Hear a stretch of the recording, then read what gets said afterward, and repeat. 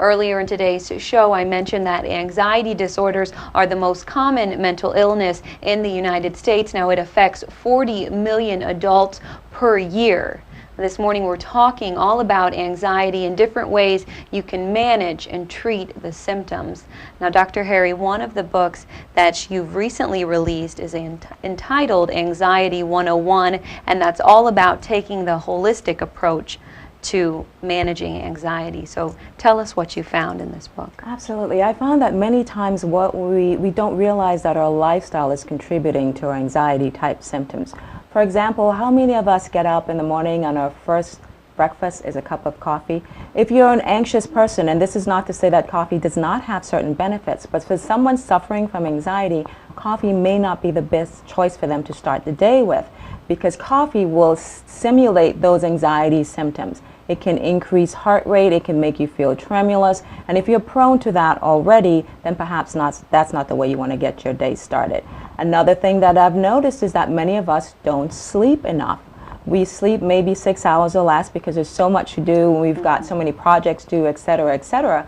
Studies tell us that insomnia itself actually has an adverse reaction in that emotional part of our brain that actually triggers anxiety. So we're making ourselves more anxious, not to mention less productive when we don't sleep. When we're noticing that we're becoming less productive, we become more anxious about that. So now we're starting a cycle that is very difficult to break unless we start getting some sleep.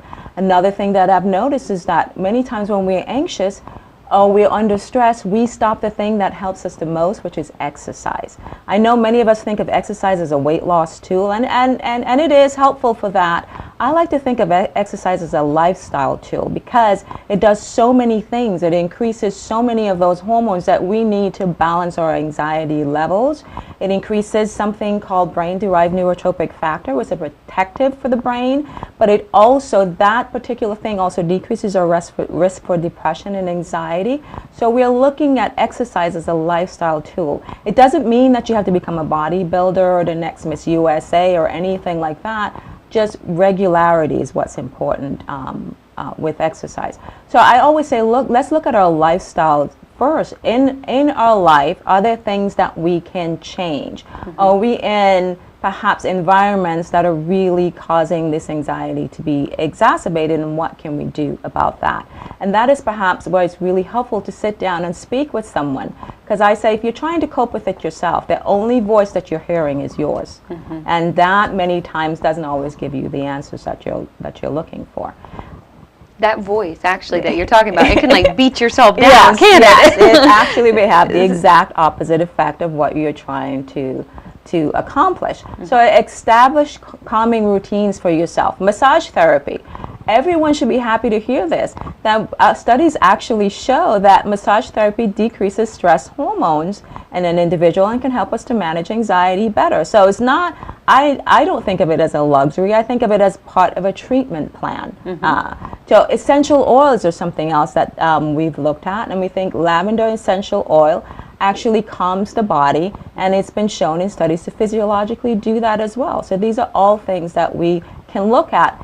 And if we need to perhaps do medications or supplements, that's something that we need to talk to our physicians about, but they are not going to make up for those other things that we also need to do.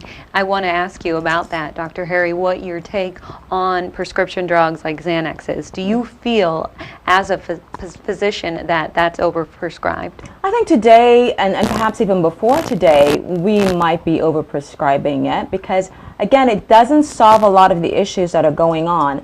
I think Xanax, for example, if I'm going into an MRI machine, I'm a little bit claustrophobic and I need something to relax me, I think it's perfect. Short term, primarily, in my opinion, what it was designed for.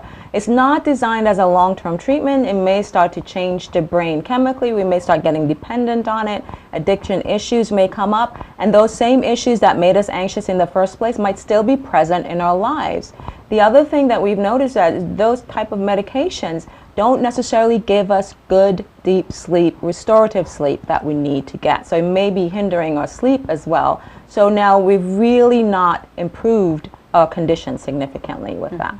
So overall, then, you're saying the steps that people need to take to overcome their anxiety? It just starts with lifestyle choices. It should include all the time lifestyle choices, and perhaps if your anxiety, there are varying gradients of anxiety to the extreme of panic attacks, and sometimes those do need to be medicated. But we also need to have management issues and coping skills established in that as well. And so we must address our lifestyle when we're looking at treating anxiety. Great. Now this is actually the second book that you've released, Dr. Harry. You also released one earlier which was all about aging well. Tell me about that. All about aging well. I called it Live Younger in 8 Simple Steps, because we do like steps and we like simple. When our life is so overwhelmed, we like to have it all laid out for us. In that book, what I tried to teach everyone is how everything is connected.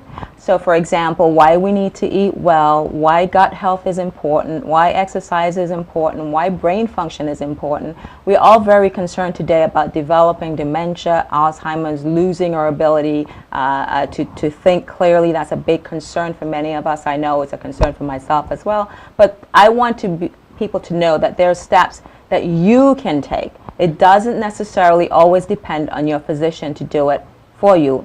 I want people to be proactive. I want to give them the tools that they need to be proactive.